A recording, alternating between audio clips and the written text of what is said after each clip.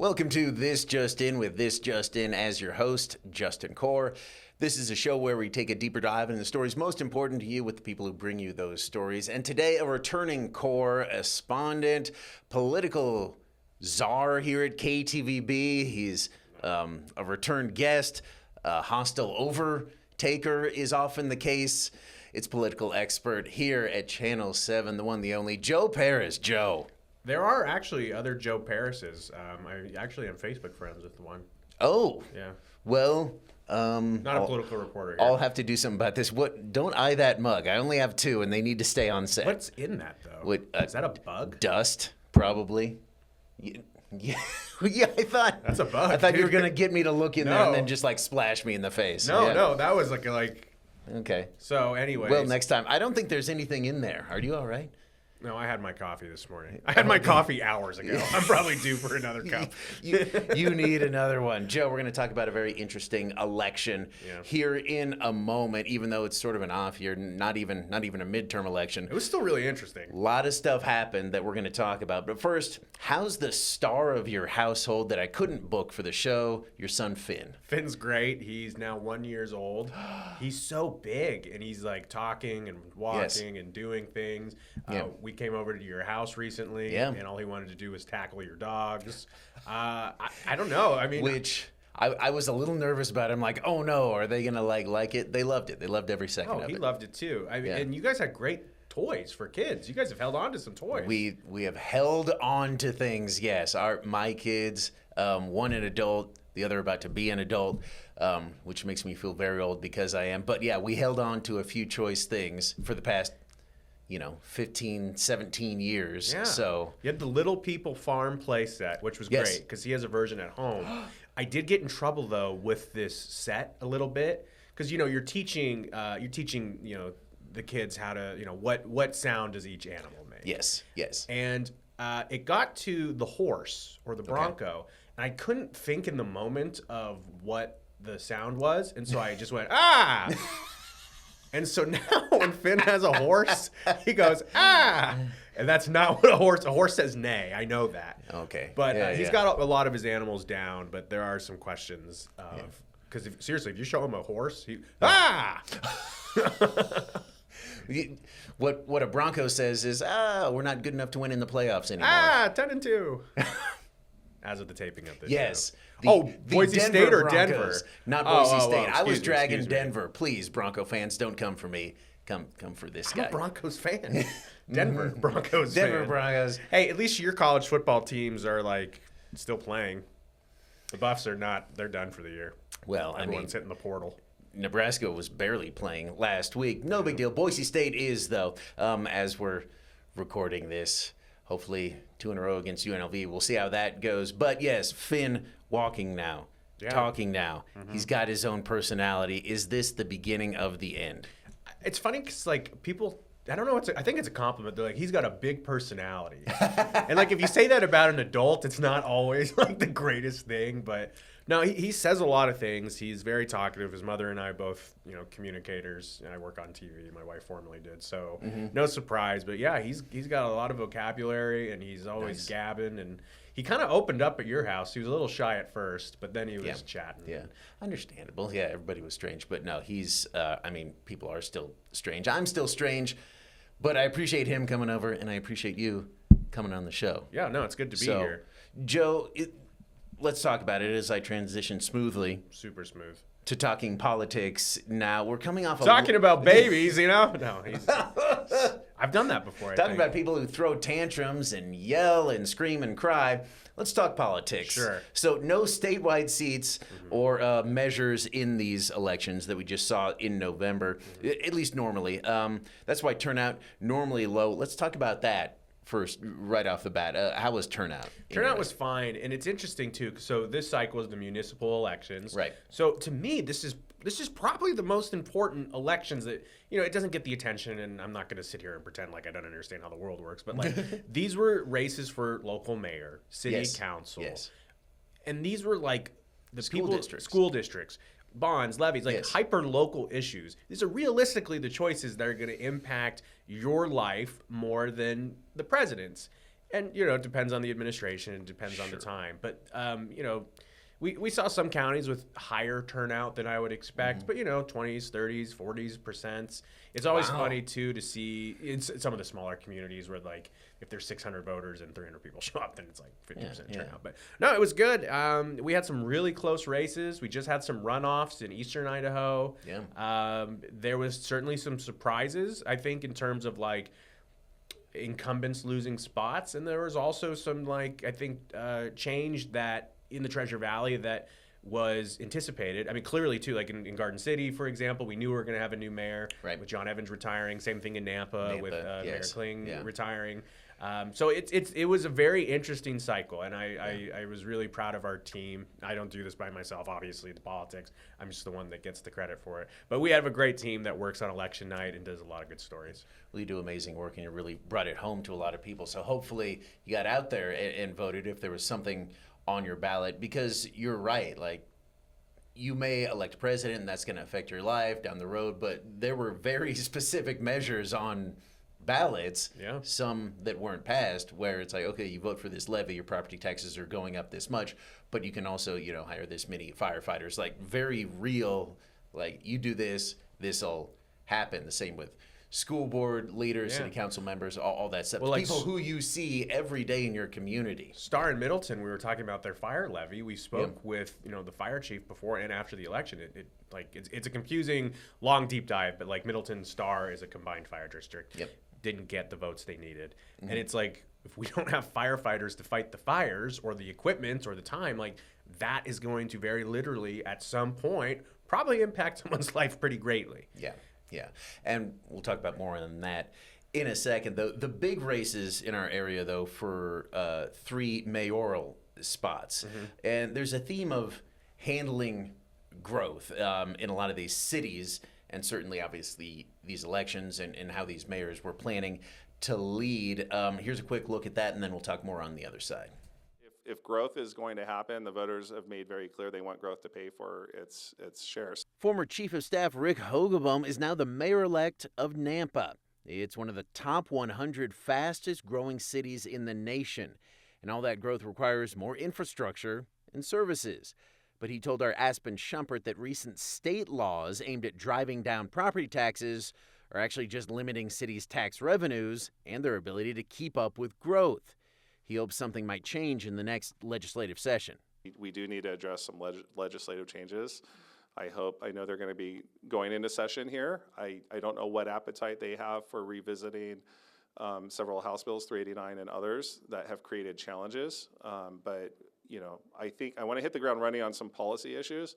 I also want to hear from all the directors what's been working, what are the challenges. The fastest growing city in Idaho is Caldwell, with its population exploding by more than 21% from 2020 to 2024.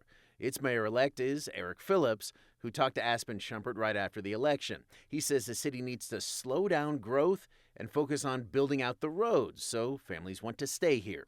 You can do growth, and you can do growth on steroids. Everyone, including myself, has felt we've done that on steroids, where we're just approving thing after thing after thing, and we're not using some of the statutes we have to mitigate some of that. And we have roads that are, maybe they've been repaved and resurfaced since then, but they're still the same size as they were back in the 70s and 80s. Perhaps no city in Idaho has changed its face more than Garden City, seeing many of its working-class mobile home parks turn into upscale apartments.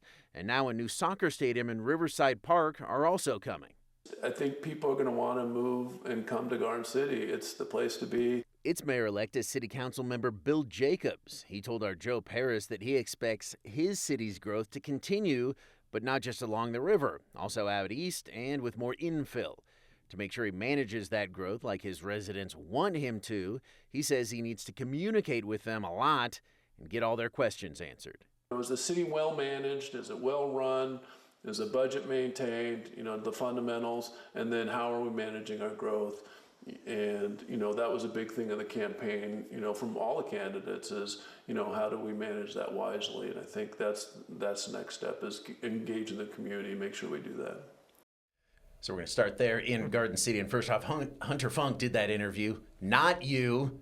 Again, No, I was here. Me trying to give you all the credit when it's a whole team of folks. Do you want to do a little behind the scenes real quickly on election night? Yes. So on election night, the results come in at like 10 or 11 o'clock, and we have our crews that are out in the field. Oftentimes, they will go find the candidate where they are at 11 p.m. and do an election night interview. And a lot of times we do it so that our friends in the morning show have new content in the morning. So we went to Bill's house, and Hunter and the photographer went to Bill's house at like 10:30 p.m. and got that interview fresh. It was awesome. And I really appreciate, like, I'm in the station and I'm warm and I'm eating pizza. But I used to be the one running around too. But no, great job, Hunter. She wouldn't grab that. Yeah. Aspen did a great one we'll get to also. Yes, yeah. And we heard from, Nampa and Caldwell's new mayors as well. So Bill Jacobs, current city councilman. A lot of change in Garden City. If you drive through it, especially around the river, it's like, this is far and away a whole new city. But it seems like the voters said, we like the direction of how city leaders are trying to steer that change, so we're going to elect the city councilman. Was that sort of the mindset, you think? I think so, and it's interesting, too, when you go through Garden City. Like, and Morgan Romero said this, the beverage corridor, right? On Chinden, where there's all these breweries and wineries and, like, new spots to eat. Like, there's tremendous growth, and these spots are really cool. And I think, especially, like, with the Riverwalk, too, off the Greenbelt. Yeah. I think the people of Garden City like the direction in terms of getting more things and seeing the infrastructure. It became a kind of inside baseball debate between Bill Jacobs and his opponent, Molly Lenti, who has a lot of relationships in the development community. And there was a question of, you know, how will the developers and how will the people work differently? And I think at the end of the day, you realize that developers may have money and there may be influence in elections, but at the end of the day, everyone gets one vote. Yeah. And I think the people of Garden City like the direction they're going in. That doesn't mean there's not growing pains. Yes. They're at a difficult spot in the sense like they're landlocked. There's not a lot of options in terms of expansion. I mean, there's some land you could annex. They cannot.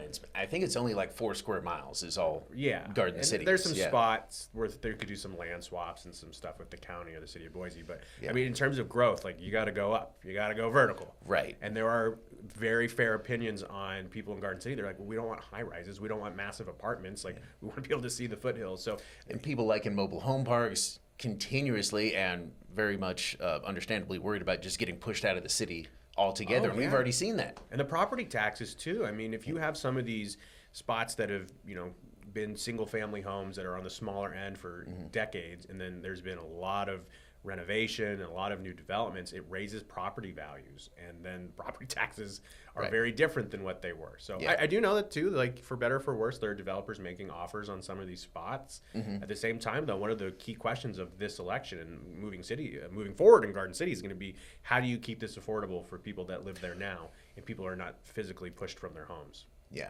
So we'll continue to follow big that topics on Growing Idaho and elsewhere. Love that segment. Man. Have you thought about renaming it? They do. To what? You can't afford a house with JustIN Core. It is. I'm sorry. It is literally that almost every weekend. It's like I could start it this way every time. It's like, hey, sorry to tell you, we're still in a housing crisis. I loved your segment this past week on the 50-year mortgages. Yeah. I mean, it's going to help affordability, but you also be in debt your entire life. Yeah. And some people are like, I was already planning on being in debt my entire life. Let's go. You know, can't take it with you. I say spend it now, make more later. That's Am I true. right? Thank you, Cody Rhodes. You're welcome. In Nampa, though, sort of a similar situation to Garden City, the former chief of staff to the mayor retiring, Rick Hogabaum. Now, the mayor-elect Meridian, we saw this similarly, Mayor Simison, former chief of staff to a very popular mayor, Tammy DeVeert. So similar situation there where Nampa, a lot of questions about growth and sort of direction, but they still like enough where they're headed that it's like, yeah, we'll get Rick. Yeah, and Rick Hogabaum, very qualified. He's been plugged into important conversations with city council, with the mayor's office for a long time. So I think it wasn't just the, you know, oh, well, he's the obvious successor because he used to work for the mayor. I think it's the institutional knowledge that he demonstrated to the community and a vision for the future. And there's some really in-depth, complex issues, especially with property taxes and the way that laws are written from the state legislature, that he is really engaged in, and he's got a lot of experience. When you talk to him, he's got ideas, and he understands too that he has to work with this council. So I think that speaking with him individually and during our debate, I think Rick Hogebum earned the trust of the voters of Nampa based on not just institutional knowledge, but vision and understanding that there are major changes. So we'll see. I mean, Nampa's also in one of these growing spots. Yeah. His opponent, by the way, Eric Meyerix, who was kind of a newcomer in politics, I know that he impressed a lot of people in the community with his vision. He's a very charismatic, he's a great talker. Yeah. And he's got a lot of also big ideas. I think he's running for lieutenant governor. Eric Really? Meyerix is. Yeah, so it's not the last we've seen of Meyerix. But We've seen that a lot. Both of us have covered politics where someone tries an election, doesn't quite work, but they make a name for themselves, get known, and then maybe 1 or 2 elections down the line they win city council or something like that, to sort of get that foot in the door. I was asked about my perspective on that, and I genuinely think Eric Meyerix does care about his community. And I think he really wants to make a difference, and he likes Idaho. He loves Idaho. So it'll be interesting to see what his political career looks like. But yeah, it was a great race between Hogebum and Meyerix. You saw really, great trust and respect, and it was cool to watch them interact one-on-one. So, meanwhile, in Caldwell, a big change. You had the incumbent mayor, Jerem Wagner, who was unseated. He's been winning elections there for a while, not only for mayor, he was state legislator for a number of terms. Do you think that sort of a year of controversies, whether they were his fault or not, or whether it was deserved or not, is that what lost him the election? I think it didn't help for sure. One thing that we saw, our political team and our news team, was the lead up to the election was this pretty impressive supercharge of community members online, and specifically in a Facebook page that Eric Phillips runs, Caldwell Crime and Community. And you saw people very boldly stating their opinions on their public Facebook pages in a way that they were able to interact with people in almost like a town hall format, but digitally. And it became one of these questions of how many of these people are going to go vote in terms of these people online that are clearly upset with going on in Caldwell? How will that translate at the polls? Yeah. How activated is the community that's not online? Right. And it became very apparent that this really, I would say, organic process online carried over into the real world. There was clear problems that the people of Caldwell had perceived or believed in or existed with the current administration, that they were ready for a change. It was very impressive to see the way that people mobilized in Caldwell. Whether he was a supporter of Eric Phillips or not, he was able to do something that was kind of a first since I've followed Idaho politics, Yes. in the sense of creating this digital buzz that did carry over into election results. And it wasn't particularly close, by the way, the results. No. And both you and I have seen that in other, particularly mayoral elections, where there was a lot of necessarily online buzz. We heard very loud voices online against a particular incumbent mayor, and then the election comes and it's like, well, no, that turned out to be just sort of a handful of people, and they win again by a supermajority. Yeah. And yet the controversies in Caldwell continue. Just days after the election, we're going to talk about that next on This Just In.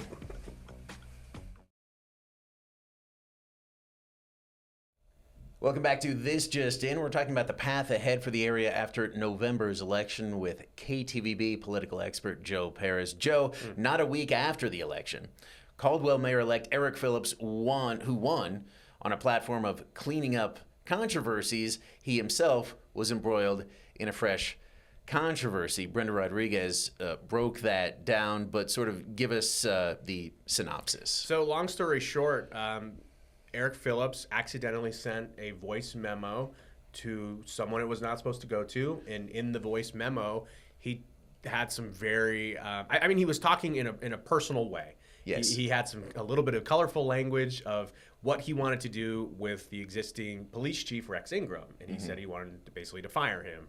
But he said in the voice memo, like, I can't just publicly say I want to fire him. I have to make it look like I'm going through the process, and then we can fire him, in terms of an audit of what's going on there. Yeah. And so it was immediately a question of like, like, is this guy that was just elected, is this going to be something that the people of Caldwell changed their mind on? And as we talked about in the previous segment, the answer was no.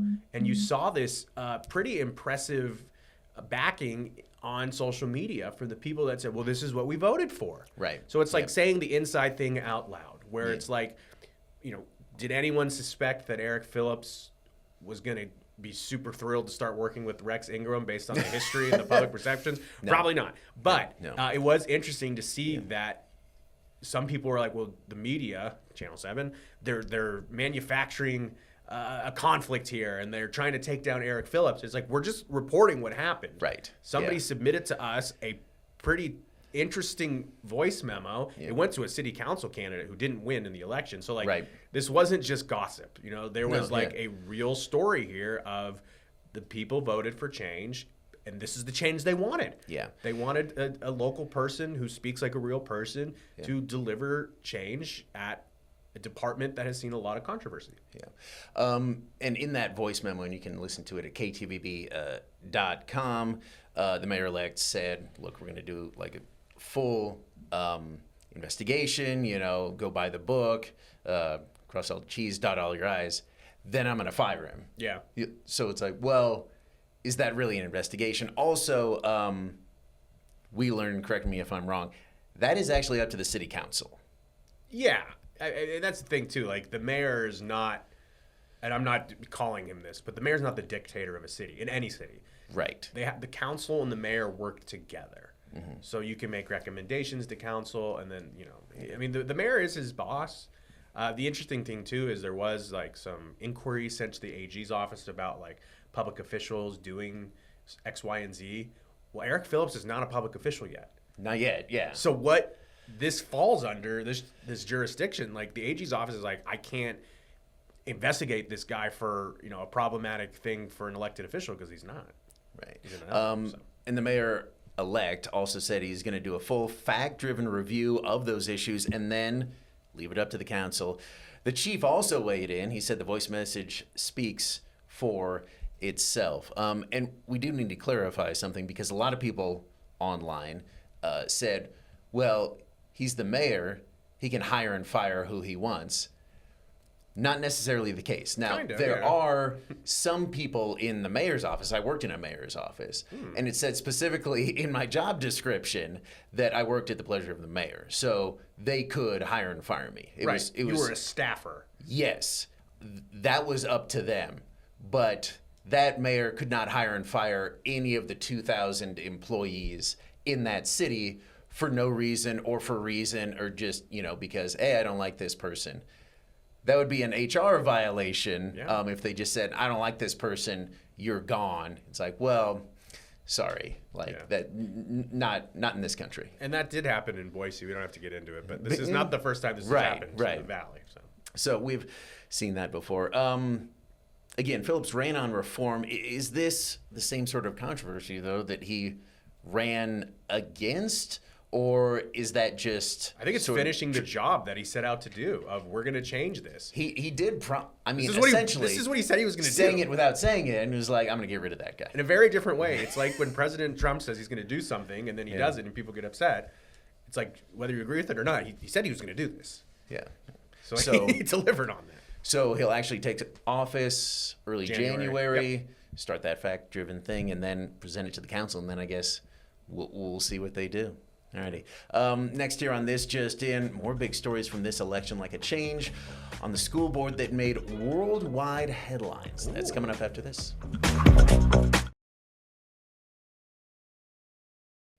Welcome back to This Just In with KTVB political czar Joe Parris. Joe, besides those huge mayoral elections, also a couple big school board elections in West Ada after the Everyone is Welcome Here controversy went wild around the world, really. The board chair, Lori Frazier, survived her election, while a teacher, Megan Brown, unseated an incumbent on that board. Were you surprised? No, I mean, when we talk about community activation, like in Caldwell, we saw that in West Ada as well. There were clearly families that were caught in the controversy that had opinions that, resulted in a change. So there it is. It wasn't just people making noise. That was actually changed. But at the same time, Lori Fraser's still there. So, Yeah. Interesting.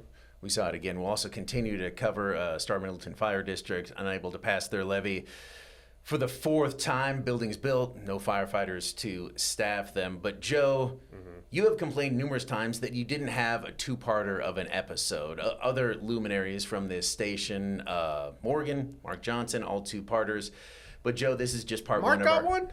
He did. Doesn't even work here. I know. But Joe, you can stop complaining. This is only part 1 of our conversation. Part 2 coming up next week, where we'll talk about the legislative session ahead. How pumped are you? You'll know it's part 2 because I'm going to have my jacket. We're going to pretend like it's a whole different week. Or, I mean, it's going to be a whole different I'll put week. this up for now. It's coming up next week. If you have any comments or questions for me or Joe, send them to 208-321-5614, #JustIN. We might just talk about it on the show. See you next time here on This Just In.